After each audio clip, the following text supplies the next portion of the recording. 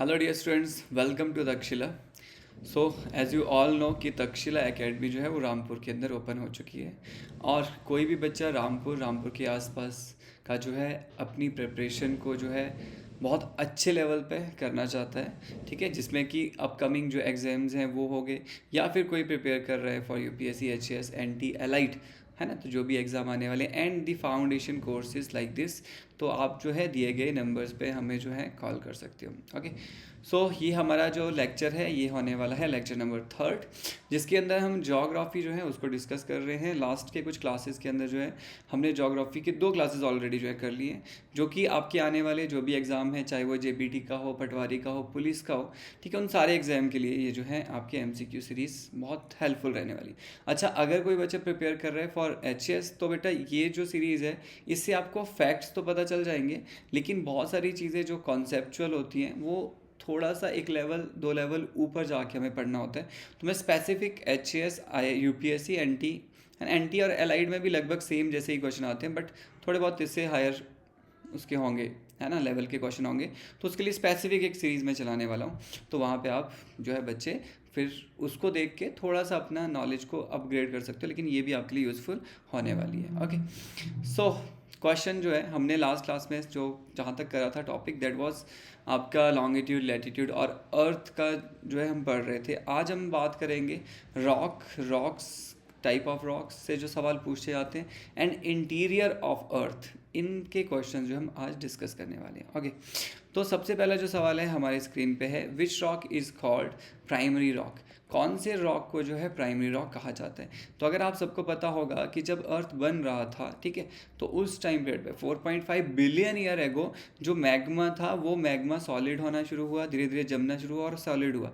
तो मैग्मा के जमने से रॉक जो बनता है वो बनता है कौन सा? आग्नेय शेल, that is igneous rocks. So मतलब क्या हुआ कि प्राइमरी रॉक्स जो हैं, प्राथमिक जो चट्टानें थी वो कौन सी थी? इग्नियस रॉक थी। इन्हीं प्राइमरी रॉक, इग्नियस रॉक को एक और नाम से भी जाना जाता है, जिनको बोलते हैं आप मदर ऑफ ऑल रॉक्स। तो igneous rock he mother of all rocks हैं, क्योंकि इन्हीं रॉक्स के डिसइंटीग्रेशन होने से जब ये रॉक्स जो है इनका अपर्दन हुआ, क्षय हुआ, तो वही रॉक धीरे धीरे जो है मिट्टी में बदली, मिट्टी फिर से जो है डिपॉजिट होने से फिर वो रॉक में बदली, तो बाकी रॉक्स जो हैं वो इस तरह से बनती हैं। ठीक, तो नेक्स्ट है हमारे पास जो आपके इसमें सवाल पूछे जाते हैं, वो पूछे जाते हैं कि कौन सा रॉक, टाइप ऑफ रॉक किस कैटेगरी में आता है। तो 3 तरह की हमारे पास मेजरली जो है वो रॉक के अंदर कैटेगरीज हैं, ठीक है। एक हो गया आपके पास इग्नियस, दूसरा हो गया आपके पास सेडिमेंट्री रॉक, तीसरा हो गया आपके पास मेटामॉर्फिक। तो ये 3 तरह के रॉक्स हैं। अब ये 3 रॉक्स के अंदर आपको सवाल पूछेगा कौन सा रॉक किस कैटेगरी में आता है। यहाँ पे बोल रहा है ग्रेनाइट जो है वो एग्जाम्पल है किसका। तो अगर आप देखोगे इस डायग्राम को, तो यहाँ मैं आपको तीनों तरह के रॉक्स के बारे में बता देता हूँ, सवाल यहीं से बनेगा। ये जो रॉक्स आपको देखने को मिल रही है सेडिमेंट्री वो रॉक्स होते हैं जो क्या होते हैं कि कोई अगर इग्नियस रॉक है तो उसका जब क्या हुआ, उसका जब आपका क्षय हुआ, डिसइंटीग्रेशन हुआ, तो वो जो पार्टिकल्स थे वो जाके डिपॉजिट हो जाते हैं किसी भी जगह पे, वैली के अंदर या कहीं भी एक डिप्रेशन में जो है वो डिपॉजिट हो गए। एक लेयर टू लेयर जो है, जब वो लेयर टू लेयर डिपॉजिट होना शुरू होते हैं, तो अपर लेयर जो है लोअर लेयर्स के ऊपर प्रेशर बनाती है, और वो जो लोअर लेयर है वो कन्वर्ट हो जाती है एक सॉलिड लेयर में, जो कि रॉक्स होती है। इन्हीं रॉक्स को बोलते हैं सेडिमेंट्री के एग्जाम्पल याद रखना, सैंडस्टोन, तो मतलब सैंड का जो डिपोजिशन जो सॉलिड हो जाता है वो सैंडस्टोन है। सिल्ट जो है ये भी से एक पार्टिकल है सॉइल का। ये जो सैंड, सिल्ट, क्ले, ये सॉइल के पार्टिकल साइज़ के बेसिस पे अलग अलग तरह से होते हैं। नेक्स्ट जो मैंने बोला एचएस लेवल जो क्लासेस होंगी उसके अंदर आप जाके देख लेना, जिन बच्चों को देखना है। तो सैंडस्टोन, सिल्टस्टोन, शेल, सैंड से बनता है ये, सिल्ट से बनता है ये, शेल जो है क्ले से बनता है, क्ले के सॉलिडिफिकेशन से शेल बनता है। अब ये जो रॉक है इसको बोलते हैं कॉन्ग्लोमेरेट। कॉन्ग्लोमेरेट्स वो रॉक्स होते हैं जिसमें सेम टाइप ऑफ पार्टिकल नहीं होते हैं, अलग अलग तरह के पार्टिकल, अलग अलग साइज़ के जो पार्टिकल्स होते हैं वो आके जो है क्या कर देते हैं, एक पर्टिकुलर रॉक बनाते हैं। ओके, देन नेक्स्ट हमारे पास रॉक है मेटामॉर्फिक। अब ये जो मेटामॉर्फिक रॉक है जिसको आप बोलते हो कायांत्रित शेल, तो कायांत्रिक जो शेल है वो क्या होता है कि या तो सेडिमेंट्री या इग्नियस, इन दोनों रॉक्स के ऊपर जब टेम्परेचर और प्रेशर बहुत ज़्यादा बढ़ जाता है तो ये रॉक्स बनती है मेटामॉर्फिक। याद रखना, टेम्परेचर और प्रेशर के बहुत ज़्यादा बढ़ने से, किसकी वजह से?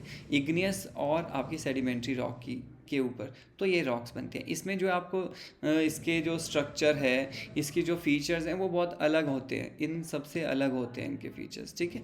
वो भी आपको पूछे जाते हैं, पर आपके एग्ज़ाम के अंदर आपको पढ़ने तो सारे ही हैं, है ना, सब चीज़ें पता होनी चाहिए। हिमाचल एग्ज़ाम का ये प्रॉब्लम है कि कोई स्पेसिफिक नहीं है कि एचएस लेवल है या कहाँ है, वो कहीं भी किसी भी के अंदर भी कुछ भी क्वेश्चन पूछ लेते हैं। सो मार्बल जो है ये क्या हो गया, मेटामॉर्फ। किसका मेटामॉर्फ है? तो अगर आप एक सेडिमेंट्री रॉक देखोगे जो कि है चूना पत्थर, लाइमस्टोन, वो एक सेडिमेंट्री रॉक है, मतलब एक और हो गया लाइमस्टोन। तो लाइमस्टोन का मेटामॉर्फ होता है मार्बल। एंथ्रेसाइट, कोल जो होता है कोयला, उसका मेटामॉर्फ है एंथ्रेसाइट, टाइप ऑफ कोल है कि जेनेसिस, सिस्ट, ठीक है। तो ये सिस्ट, जेनेसिस एक इग्नियस रॉक के मेटामॉर्फ हैं ये, जेनेसिस एंड सिस्ट। स्लेट हो गया, एक रॉक हो गई शेल, जो छतों पे डलता है ना वो शेल होता है बेटा, या स्लेट भी होते हैं, पर स्लेट अगर है तो वो मेटामॉर्फ रॉक है। शेल है जो हाथ से इजीली टूट जाता है पत्थर, आपने देखा होगा बचपन में, नीला नीला पत्थर होता है, कोई खाता होगा बताना मुझे, बचपन में उसको तोड़ते थे, उसको ऐसे गोल भी बना देते, शेप चेंज कर लेते थे उसकी, धागा डाल के ऐसे घुमाते थे, है ना, तो वो शेल होता था। तो शेल का ही मेटामॉर्फ जो है वो स्लेट होता है। डन। अब यहाँ पर हमारे पास जो बाकी है जैसे क्वार्ट्ज़ाइट, तो क्वार्ट्ज़ाइट जो है ये भी एक मेटामॉर्फ है। किसका मेटामॉर्फ है? ये है सैंडस्टोन का। तो सैंडस्टोन जो आपका है उसका मेटामॉर्फ है क्वार्ट्ज़ाइट। तो मतलब सिंपल, पहले तो ये याद रखना कौन कौन से रॉक जो है मेटामॉर्फ है, किसके मेटामॉर्फ है ये भी पता होना चाहिए। फिर इग्नियस, जितने भी रॉक्स दिए गए हैं सारे इनको एक बार पढ़ लो, ये आपको इग्नियस रॉक के अंदर याद रखने हैं, ठीक है। देन आता है कोल इस टाइप ऑफ रॉक। कोल कैसा रॉक है? कोल जो है सेडिमेंट्री रॉक है, पर कोल की कुछ जो वेराइटीज़ हैं वो मेटामॉर्फ भी हैं। देन नेक्स्ट है which rock changes due to the heat and pressure. कौन सा rock heat and pressure change करने से बनता है? अभी मैंने बताया कायांतरित शेल जो होती है, मेटामॉर्फ रॉक्स जो है। अब एक चीज़ और ध्यान दो, एक्स्ट्रा इन्फॉर्मेशन है कि जो रॉक्स है ना, हमने बोला igneous rock mother of all rock है, तो एक और चीज़ है, इग्नियस रॉक का जो परसेंटेज है, अगर हम वॉल्यूम टोटल अर्थ क्रस्ट का वॉल्यूम देखें, आगे चल के हम पढ़ेंगे अर्थ को 3 भागों में बांटेंगे, क्रस्ट होता है, मेंटल होता है, कोर होता है। तो ये जो क्रस्ट है, इस क्रस्ट के अंदर जो सॉलिड रॉक है, उन रॉक में 90 to 95% तो इग्नियस ही है, लेकिन हमें दिखती तो नहीं है, सरफेस के ऊपर जो दिखती है सेडिमेंट्री होती है। बिल्कुल सही है। इसमें एक और फैक्ट याद रखने का है कि जो अर्थ सरफेस है, बाहर से जो अर्थ है, वो 75% लगभग जो है कवर है सेडिमेंट्री रॉक से। बाकी रॉक है इसके अंदर कौन से, सरफेस के ऊपर, इग्नियस और मेटामॉर्फ जो दिखते हैं आपको। लेकिन अगर हम पूरे क्रस्ट की बात करें, जो पूरा क्रस्ट है 50 से 70 पूरा किलोमीटर का जो थिकनेस है, उस क्रस्ट के अंदर, चाहे वो ओशनिक क्रस्ट है 5 से 10 किलोमीटर, चाहे वो 50 से 70 वाला कॉन्टिनेंटल क्रस्ट है, 2 तरह के क्रस्ट होते हैं, आगे पढ़ेंगे हम। इन क्रस्ट के अंदर जो रॉक्स हैं टोटल अंदर तक, उसमें अगर सबसे ज़्यादा कोई है तो इग्नियस है 90 से 95, और मेटामॉर्फ है 5 से 8%। जो सरफेस के ऊपर आपको ज़्यादातर रॉक देखने को मिलती है सेडिमेंट्री, वो सिर्फ सरफेस पे फैली हुई है, पर मात्र 5% हैं वो टोटल रॉक के वॉल्यूम के, ठीक है, ये भी याद रखना। अर्थ आउटर लेयर इज कॉल्ड। अब हम आगे हैं अर्थ के लेयर्स के ऊपर। देखो यहाँ पे मैं आपको नोट्स शेयर कर रहा हूँ अपने, यहाँ पर अगर आप देखोगे ये कुछ अर्थ का स्ट्रक्चर है। सबसे पहले अर्थ का जो है इस तरह का शेप दिया गया था, बोलता है सियाल जो है वो सीमा के ऊपर फ्लोट करता है। सियाल जो है ये क्रस्ट है, सीमा जो है मेंटल है। अब नीचे, इसके नीचे एक और होता है, दैट इज़ नाइफ, NIFE, निकल और आयरन से बना हुआ, जिसको बोलते हैं कोर। तो मतलब क्रस्ट, मेंटल और कोर। क्रस्ट में क्या होता है? सिलिका और एल्यूमिनियम, सियाल। मेंटल में क्या होता है? सीमा, सिलिका और मैग्नीशियम। और कोर जो हो जाएगा उसमें क्या होगा? नाइफ, NIFE, दैट इज़ निकल एंड आयरन। पहले ये याद रखना, ये इनिशियली कुछ इस तरह का था, ज़्यादा डिटेल में जाने की जरूरत नहीं है, HES वालों को अलग से पढ़ाऊंगा, वहाँ देख लेना, ठीक है। अब ये जो मॉडल था ये एडवर्ड स्यूइस ने दिया था कि सियाल सीमा के ऊपर फ्लोट कर रहा है। एडवर्ड स्यूइस का पहला मॉडल था अर्थ इंटीरियर का। बाद में जो मॉडल आया अर्थ इंटीरियर का, वो सिज्मिक स्टडी के बेसिस पे आया। दैट मीन्स सिज्मोलॉजी जो है, अर्थक्वेक्स जो है उनके वेव्स को जब स्टडी किया गया तो हमारे सामने एक नया मॉडल आता है। और ये जो मॉडल है इसके अंदर अर्थ को 3 भागों में डिवाइड किया जाता है। क्रस्ट होता है, मेंटल होता है, कोर होता है। ये 3 अलग अलग हिस्से होते हैं। अब इम्पॉर्टेंट चीज़ है कि ये तीनों जो हिस्से हैं, क्रस्ट, मेंटल और कोर, ये तीनों को सेपरेट कर, कैसे पता चला कि अलग अलग है? तो बाद में रिसर्च जब हुए तो इनके नेचर अलग अलग दिखे, डेंसिटी में चेंज हुआ, है ना। जैसे कि मान लो मैं क्रस्ट की बात कर रहा हूँ, अगर पहले पेन चेंज करते हैं, दिस इज क्रस्ट। अब ये जो क्रस्ट है ये सिंपल नहीं है इतना। यहाँ पे आप देखोगे क्रस्ट जो है ये 2 अलग अलग लेयर्स का है। एक वो वाला पार्ट है सॉलिड जो जिसके ऊपर ओशियन है, इसको बोलते हैं ओशियानिक क्रस्ट। एक है जहाँ आप खड़े हो, पहाड़ पहुड़ हैं, इसको बोलते हैं कॉन्टिनेंटल क्रस्ट। तो दो तरह की क्रस्ट, दो अलग अलग क्रस्ट है। ये जो कॉन्टिनेंटल क्रस्ट है ये सबसे थिक है, ये 50 से 70 किलोमीटर के लगभग, कहीं कहीं 50-70 तक, कहीं 30 भी है, तो मतलब एवरेज 50-70 के बीच में आपको देखने को मिलता है। लेकिन ये जो आपका ओशियनिक क्रस्ट है ये बहुत पतला होता है, 5 से 10 किलोमीटर थिक है इसकी, कहीं 5 ही किलोमीटर क्रस्ट है ओशियन का, कहीं 10 किलोमीटर तक है, पहले ये याद रखना। अब एक और चीज़, कॉन्टिनेंटल क्रस्ट जो है ये बेटा ये हल्का होता है और ओशियनिक क्रस्ट भारी होता है, ठीक है। क्यों? क्योंकि ये अलग अलग तरह के मटेरियल से बने। कॉन्टिनेंटल क्रस्ट होता है एंडेसाइटिक, एंडेसाइटिक एक मटेरियल, उससे बनता है कॉन्टिनेंटल क्रस्ट। और जो ओशियनिक क्रस्ट है ये होता है कैसा, बसाल्टिक, तो बसाल्ट से बना हुआ है ओशियनिक क्रस्ट। ये दो चीज़ें भी याद रखना। अब एक और चीज़ याद रखना कि जो हमारे पास ये क्रस्ट है, इस क्रस्ट को अगर हम देखें पूरे अर्थ में, पूरा अर्थ ये हो गया, लगभग 6400 किलोमीटर की अर्थ की रेडियस है। कितना है? 6400 किलोमीटर। अर्थ जो है बाहर से यहाँ बीच सेंटर तक, ये 6400 किलोमीटर का रेडियस है। इस पूरे अर्थ में अगर हम क्रस्ट की बात करें तो अगर हम वॉल्यूम बोलें टोटल अर्थ का तो क्रस्ट मात्र 1% है, और अगर हम टोटल वेट बोलें अर्थ का तो उस वेट का क्रस्ट मात्र जो है 0.5% है। तो ये पहले ध्यान देना। नंबर सेकंड चीज़, और मैंने बताया था सियाल जो है मैक्सिमम इसमें सिलिका और एल्यूमिनियम है, ये भी याद रखना। मेंटल की अगर हम बात करें तो मेंटल जो थिकनेस होती है वो 2900 किलोमीटर है, ये याद रखना। और मेंटल में बेटा 3 लेयर्स होते हैं, कहीं भी आप 2 लेयर पढ़ रहे होंगे तो वो प्रॉपर नहीं है। 3 लेयर जो है आपको मेंटल के अंदर देखने को मिलते हैं। एक होता है आपका अपर मेंटल, एक होता है मिडल मेंटल, एक होता है लोअर मेंटल, 3 होते हैं ये तीनों लेयर जो हैं ये 2900 किलोमीटर की थिकनेस है। अपर मेंटल जो है ये सॉलिड होता है, मिडल मेंटल जो है ये सेमी सॉलिड होता है, थोड़ा सा मतलब जेली जैसा फॉर्म का होता है मिडल मेंटल।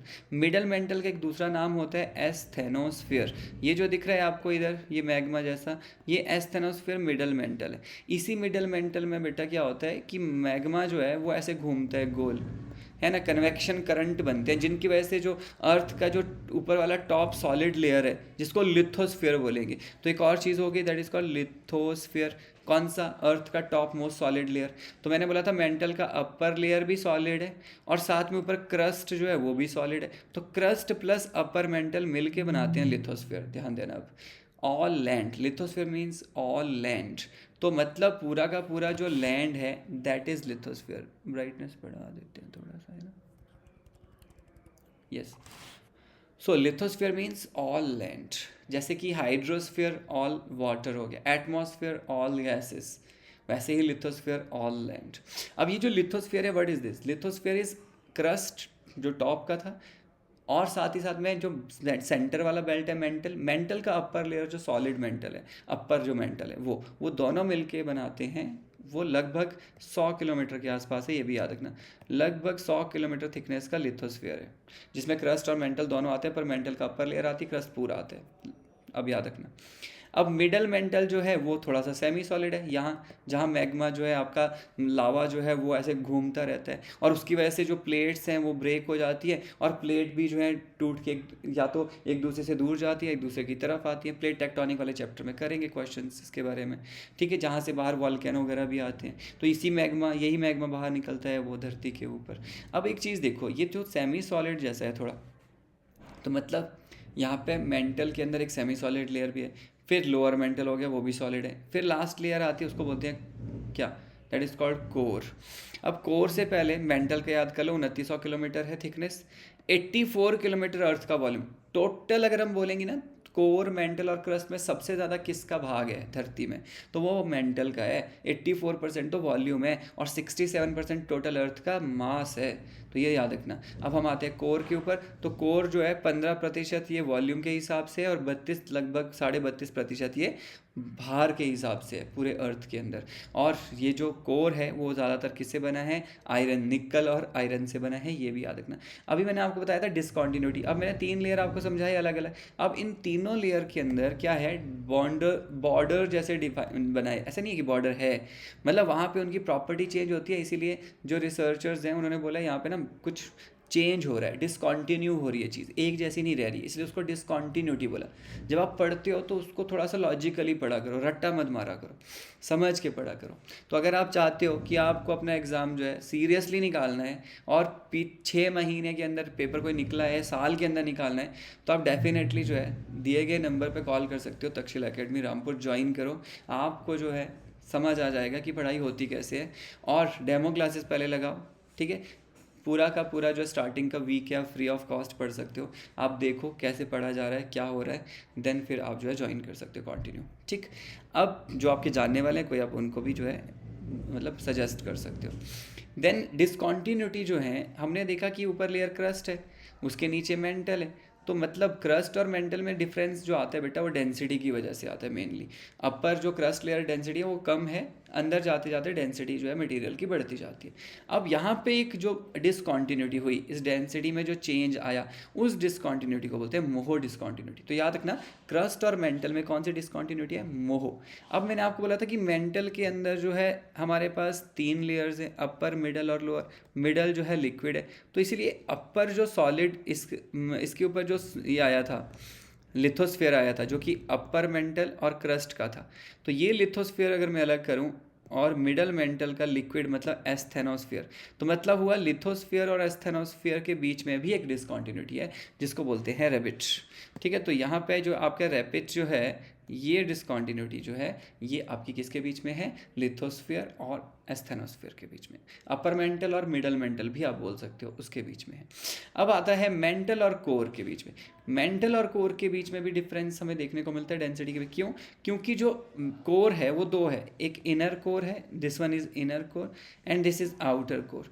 ये जो आउटर कोर है ये लिक्विड है, ये प्रॉपर लिक्विड है, ये पूरा घूमता रहता है आउटर कोर का लिक्विड इनर कोर के चारों तरफ। अब इनर कोर इज सॉलिड, ये जो आउटर कोर घूमता रहता है, इसकी वजह से अर्थ का एक बहुत इंपॉर्टेंट फिनोमिना होता है, दैट इज़ मैग्नेटिक फील्ड। अर्थ की अपनी एक मैग्नेटिक फील्ड जो है वो जनरेट होती है, मतलब एक कॉइल की तरह काम करता है। जैसे कि कॉइल होती है और उसमें करंट दौड़ाते हैं लोहे के चारों तरफ या किसी कंडक्टर के चारों तरफ लपेटी होती है वो, जब उसमें करंट आप दौड़ाते हो तो एक फील्ड जनरेट होती है, उसकी आर्टिफिशियल मैग्नेट बनता है। सिमिलर वैसा ही यहाँ पे होता है। अर्थ का कोर जो इनर कोर है वो लोहे का, ज़्यादातर आयरन बेस्ड चीज़ें हैं उसमें, तो वो जो इनर कोर है उसके चारों तरफ जब हाई टेम्परेचर में आयरन बेस्ड ही जो मटेरियल है वो मूव करता है, तो वो जो है क्या, फ्लक्स वगैरह पड़ा होगा फिजिक्स में, तो वो सिंपल सी भाषा याद रखो, वो मैग्नेटिक फील्ड बनाते हैं अर्थ के चारों तरफ। ये जो मैग्नेटिक फील्ड बनती है, इससे अर्थ एक चुंबक की जैसा बन जाता है, कंपस जैसा बिहेव करता है, इसीलिए वो अर्थ का नॉर्थ और साउथ पोल हम बताते हैं।